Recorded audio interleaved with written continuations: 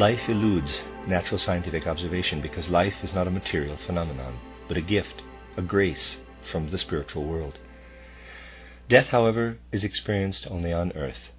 This is why, of all the beings of the divine spiritual world, only Christ knows death. In the spiritual world, the only experience similar to death is loneliness. The loneliness of knowing only oneself. Those who live on earth only for themselves may encounter such loneliness in the life after death. Therefore we must live on earth in a way that prepares us for continuing life in the spirit. From this point of view, the purpose of earthly life is to establish connections and relationships with others. This is because in the first period after death, those who have died connect only with those they have known on earth, or those who died with them. Later, other relational faculties developed on earth come into play, without which the soul after death experiences loneliness. The first of these is a moral disposition that acknowledges the unity and value of all human beings. Second is the religious sensibility developed through the devotion and reverence that grow in us through the practice of a particular religious life. And third, there is an expanded understanding of the unity of all religious striving, and that Christianity contains the seed of universal religion. The presence and knowledge of the Christ, whether recognized by that name or not, is thus tremendously important. The lecture is called The Life of the Dead, given in Düsseldorf, April 27, 1913. The relationship between life and death is mostly misunderstood. One often finds in theosophical writings the remark that the human soul and spirit could disappear completely. It is said, for example, that if a soul burdens itself with enough evil, it could disappear in the course of evolution. Furthermore, it is often emphasized that those black magicians who have worked such evil will meet that fate. Those who have shared our goals for some time will know that I have always opposed such statements. Above all, we must maintain the knowledge that what we call death on the physical plane is meaningless in the suprasensory world. This is true even for the region of the suprasensory immediately bordering our world. Today I will deal with a certain aspect of this matter. The science that deals with the physical world has arrived at a number of laws and relationships within the physical realm. When these laws are applied to the outer phenomena of nature, they can tell us only about the structure of outer sensory reality. For example, a natural scientific investigation of a flower will reveal certain facts about the physical and chemical laws that act within the plant, but life itself always eludes such scientific observation. It is true, of course, that in recent times a few especially imaginative scientists have constructed a body of hypotheses to explain how plant life arises from mere dead substances. Such attempts are quickly being recognized as false, because any understanding of the reality of life remains a mere ideal for science. Science continually accumulates knowledge of chemical laws and so on, but nothing about life itself. The investigation of life is only an ideal for the natural scientific method, because life is something that flows from the suprasensory realm into the physical world, within which the laws of life cannot be understood. The truth of life in the physical world is true of death in the suprasensory world, except that in the suprasensory world it is a matter of the will. There, an act or impulse of will can never lead to what we know as death on earth. At most, a longing for death may arise in the suprasensory world, but not death itself. Death does not exist in the realms beyond the physical. This fact is particularly moving for the human soul, who realizes that no being of the hierarchies can ever know death. Death can be experienced only on earth. According to a biblical saying, the angels hide their faces so that they will not see the mysteries of birth. It is also true that they hide their faces so as not to see the mysteries of death. The being whom we know is the one who gave the greatest impulse to earth evolution, the Christ, is the only being in divine realms who encountered knowledge of death. No other divine spiritual beings know death. They know it only as a transformation from one form into another. The Christ had to descend to the earth to experience death. Christ alone among all the suprahuman, suprasensory beings knows death through experience. As I have said, it is deeply moving to view the experience of death in relation to Christ. Now, it is literally true that human beings, after passing through the gate of death, live in the suprasensory world where there is no dissolution. They can enter those realms but cannot die, because they are received into a world where there can be no destruction. In the supersensory world, however, there is something similar to death, yet quite different from death as we know it. In human language, one would have to call it loneliness. Death can never mean the annihilation of something in the supersensory world, but loneliness does arise. Loneliness in the supersensory world is comparable to death here. It is not destruction, but it is far more intense than the loneliness we know on earth.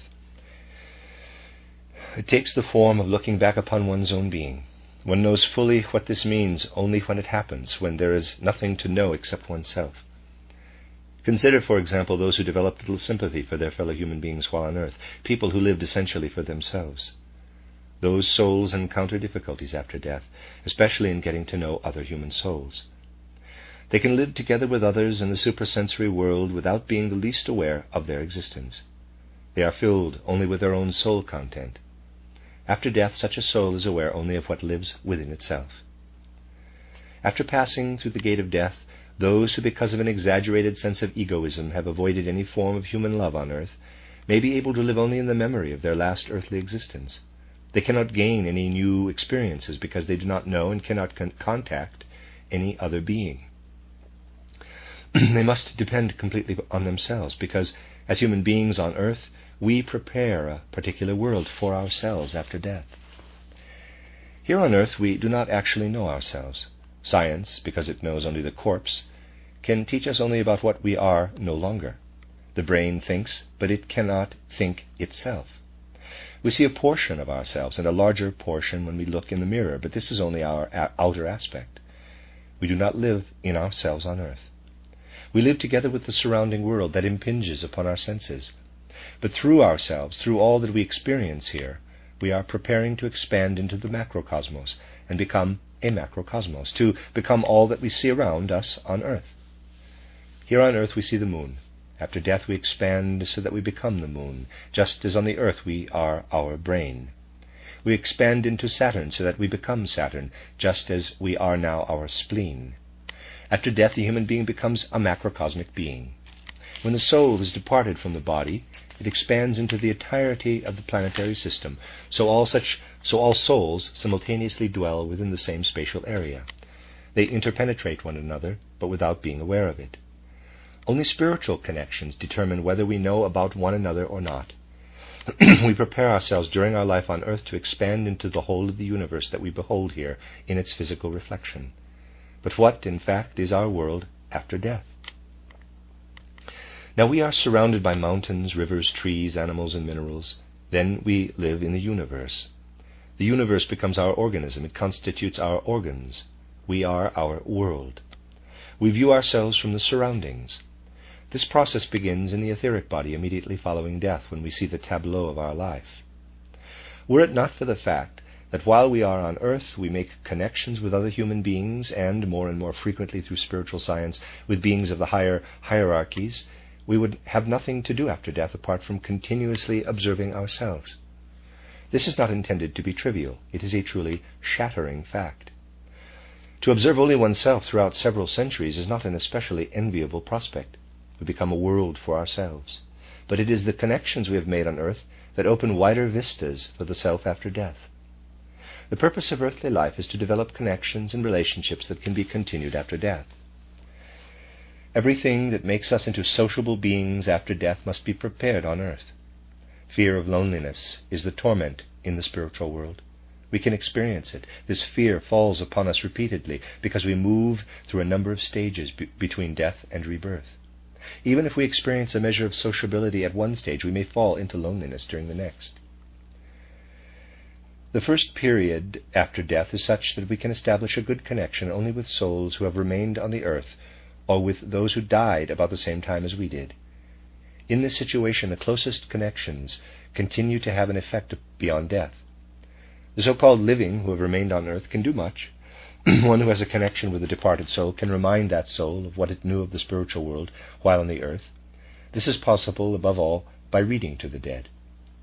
We can perform the greatest service for a dead person by forming a picture of that individual in our soul and softly reading a work of spiritual science, thus instructing that soul, so to speak. We can also convey thoughts to the departed, thoughts we have made our own, always with a vivid image of the one who has passed on. We should not be miserly in this respect. This enables us to bridge the abyss that separates us from the dead. It is not just in extreme cases that we can help the dead in this way. It is true in every case. This provides a comforting feeling that can alleviate the sorrow experienced when someone we have loved passes on. As we go more deeply into the suprasensory world, particular relationships become less established. We still find individual relationships in the astral world, but the higher we ascend, the more we find a cessation of what weaves between separate beings. Now, there are beings everywhere. The relationships among those that are of a soul nature, and we need them to avoid... The relationships among these are of a soul nature, and we need them to avoid loneliness. It is the mission of the earth to establish relationships between one human being and another. Otherwise, we would remain alone in the spiritual world. During the first phases after death, our world consists of relationships, the friendships we formed with our fellow human beings on earth. These friendships continue. For example, one who investigates with suprasensory perception finds the departed soul in the vicinity of a person on earth whom it can follow. Many people in our time live with those who have died recently or perhaps at some earlier period. One also sees how many come together with a number of their ancestors to whom they were related by blood. The seer often encounters the fact that a departed soul links itself to ancestors who died centuries ago, but this lasts only for a certain period. The soul would again feel extremely lonely if there were not other connections that, though far removed, prepare the person to be sociable in the spiritual world. Within our movement we have discovered a basic principle that stems from a cosmic task entrusted to us. This principle involves the formation of relationships among people in the most varied ways. Consequently, anthroposophy is cultivated not just by giving lectures. Within the Anthroposophical Society we try to bring people together so that personal relationships may form. These connections are valid for the suprasensory world, as well to the degree that a person who belongs to a particular stream in our society creates connections for the realm beyond the physical. There comes a time, however, when more general connections are necessary. A phase comes when a feeling of loneliness arises in souls who have gone through the gate of death without any moral soul disposition and without moral concepts, souls who have rejected a moral disposition of soul during their earthly life. It is a simple fact that those endowed with a moral soul disposition are of greater value here on earth than those lacking in morality. A moral human being is of greater worth for humanity as a whole, just as a sound, healthy stomach is more valuable to the whole person than one that is sick. It is not easy to put your finger on where the value of the moral human being lies for all of humanity, or to pinpoint the harm created by one who is immoral. But you can understand what I mean when I say that a person devoid of a moral soul disposition is a sick member of humanity. Through that immoral soul disposition, such a person becomes increasingly alienated from others. To be moral also means to acknowledge that one has a relationship to all human beings. This is why love of all humanity is self-evident to all moral people. Immoral people feel lonely in a certain phase after death because of their lack of morality. The torments of loneliness at this stage can be dispelled only by the moral disposition of the soul. Consequently, when we investigate the lives of human beings spread out after death in the macrocosmos, we see that the immoral individuals are in fact lonely, whereas moral individuals find a connection with others of similar moral ideas. Here on earth, human beings are grouped by nationality, for example, or in some other way. Between death and rebirth, people also group themselves, but according to the moral concepts and soul dispositions they have in common. This phase is followed by one of development in which even those endowed with a moral soul disposition feel lonely if they lack religious concepts.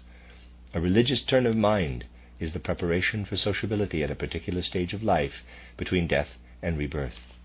Here we also discover that people are condemned to loneliness if they are unable to have religious feelings and connections. We find people of the same religions grouped together. This period is followed by one in which it is no longer enough to have lived within a religious community. A phase approaches when one can again feel loneliness. This period is particularly important in the life between death and rebirth. We feel alone if we cannot now bring understanding to every human soul in its essential character, even though we experienced togetherness with those of like religion. We can prepare for this communion only by understanding all religious confessions. This was unnecessary before the mystery of Golgotha, because experience in the spiritual world was different then. Now it has become essential. A correct understanding of Christianity is a preparatory step. We cannot encounter the essential being of Christianity in other religious creeds. It is not correct to place Christianity next to other religious creeds. Although certain Christian confessions are perhaps narrow-minded, nevertheless Christianity, when properly understood, bears within it the impulse to understand all religious creeds and tendencies. How has the West understood Christianity? Consider Hinduism. For the most part, only those who are Hindu can be true adherents. If, for instance, that kind of racial religion were prevalent in Europe today, we would still have a Wotan cult, which would be the Western equivalent of a racial religion. But the West has accepted a religion that did not arise from its own folk substance, but one that came from the East. Something was accepted that could work only through its spiritual meaning. The Christ impulse cannot be subsumed into a racial or folk religion. In fact, the truth is that those among whom Christ appeared did not acknowledge him. That is the remarkable fact about Christianity. It contains the seed that enables it to become the universal religion. One cannot therefore take an intolerant attitude toward other religions. The mission of Christianity is not to bring dogma to people. Of course, Buddhists smile at a religion that lacks even the idea of reincarnation. Such a religion must seem false to them. But Christianity, if correctly understood, presupposes that all are Christian in their innermost being. If you say to a Hindu, "You are a Hindu, and I am a Christian," it will be obvious that you have not understood Christianity. Christianity has been truly understood only when you can say that inwardly the Hindus are as much Christian as you are, but have as yet only had the opportunity to become acquainted with a preparatory religion. We must try to show them where our religions correspond. The best thing would be for Christians to teach Hinduism to the Hindus, and then attempt to take Hinduism a stage further so that Hindus can gain a point of contact with the general stream of evolution. We understand Christianity only when we see all individuals as Christians in the depths of their hearts. Only then is Christianity the religion that transcends race, color, and social position. That is Christianity. We are entering a new age. Christianity can no longer work as it has during past centuries. It is the task of anthroposophy to bring the new understanding of Christianity that is needed. From this perspective, the anthroposophic worldview is an instrument of Christianity. Among the religions of the earth, Christianity appeared last. New religions can no longer be established. That belongs to the past. Religions followed one another and brought forth Christianity as the last flower.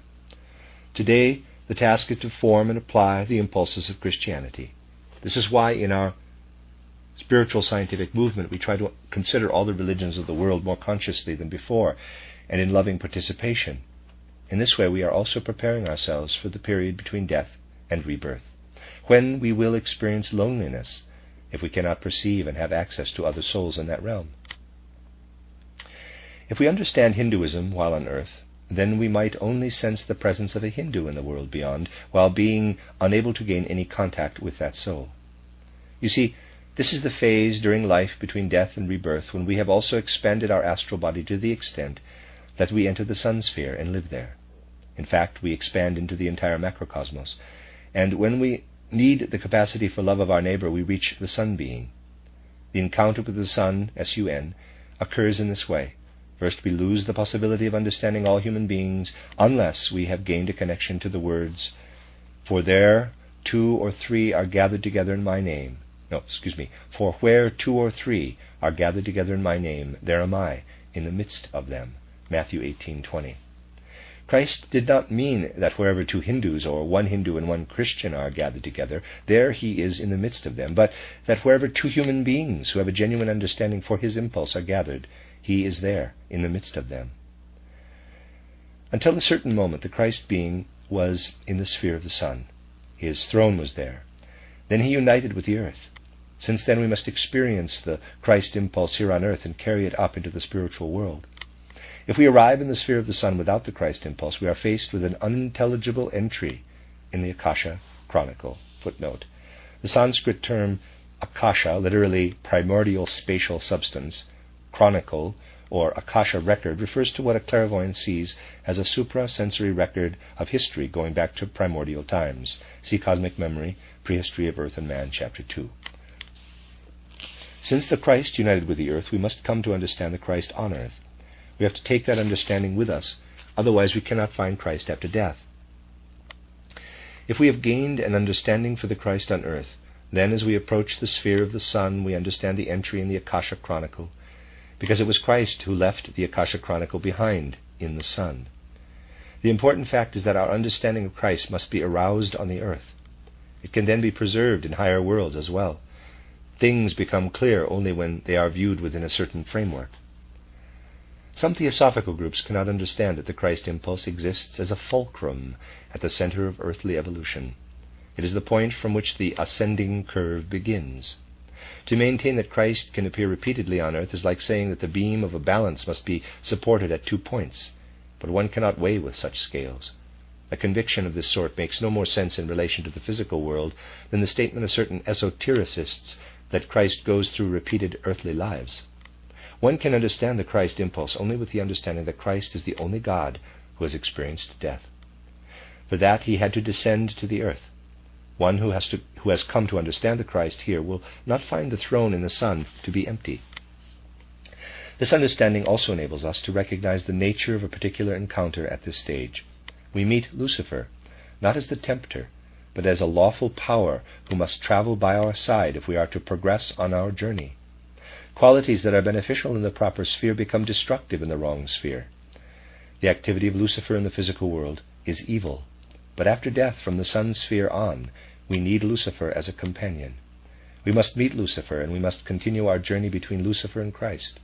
Christ preserves our soul nature with the whole wealth accumulated by our soul through previous incarnations. The task of the Luciferic power is to help us learn to apply the forces of the other hierarchical beings in the right way for our next incarnation. Irrespective of when this stage occurs, we are faced with the need to determine where on the globe and in which nation we are to reincarnate. This must be determined midway between death and rebirth.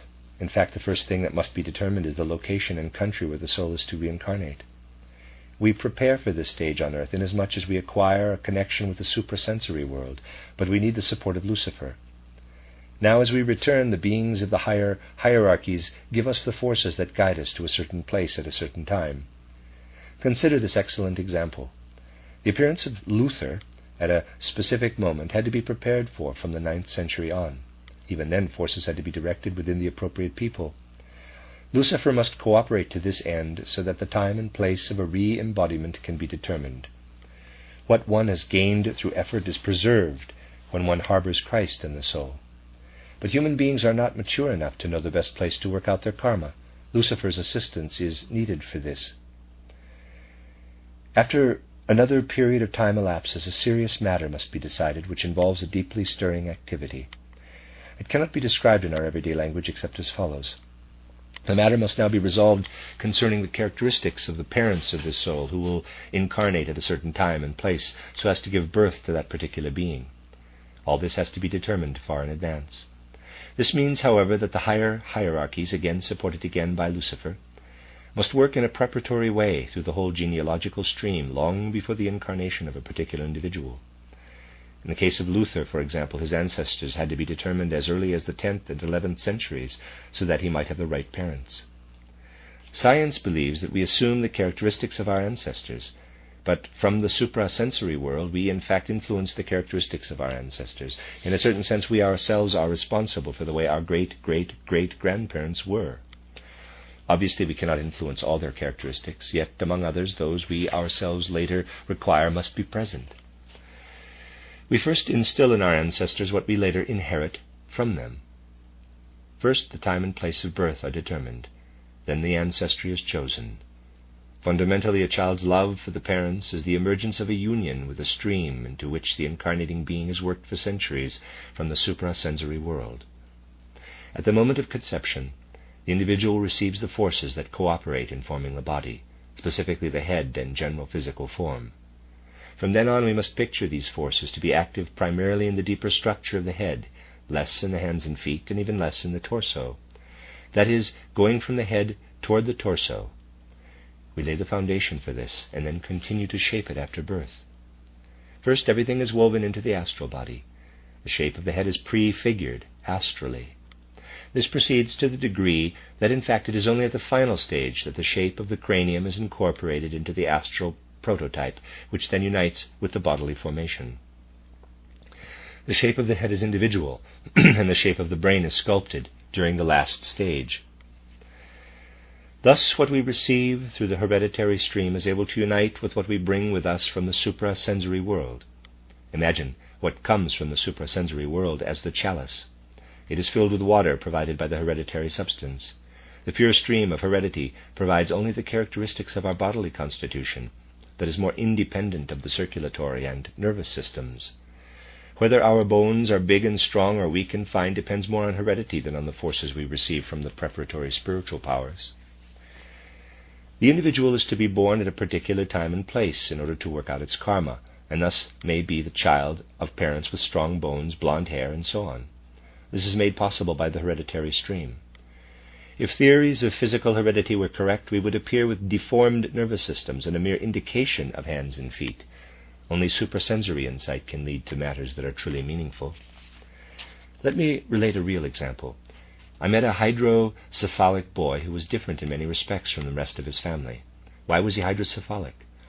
Because the Council of Higher Powers, together with Lucifer, had decreed this particular individual should be born in a particular place, and his parents were the best ones available for him. But he had been unable to work into the ancestral line properly, so that he could create what would become the appropriate substance for his head to harden correctly. Only during his lifetime would he be able to adapt his brain to the head's general structure. This individual did not find the right conditions that would allow him to influence his ancestry so that his head could harden appropriately.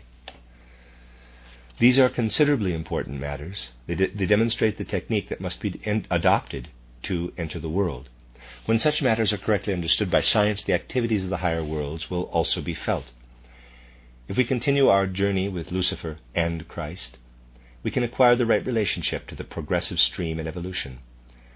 In conclusion, during our life after death, we must first overcome the dangers of loneliness through our relationships to other human beings, and then through moral and religious connections. After that, we fashion the new person that is to incarnate in the future, a task that involves facing ourselves instead of facing the world. If we go through stages on earth condemned to loneliness, when we could be sociable, a longing arises in us after death. We long for unconsciousness, but in the higher worlds, where matter no longer exists, everything is a matter of consciousness. Therefore we do not lose consciousness, but merely become lonely. This is true of souls who lack a connection to other souls. Death does not exist in the world beyond. Here we live in a rhythm between waking and sleeping. Likewise, life in the other world alternates between withdrawal into ourselves and social interaction with other souls. As I've explained, our life in the higher worlds depends on how we have prepared ourselves here on earth. End of lecture.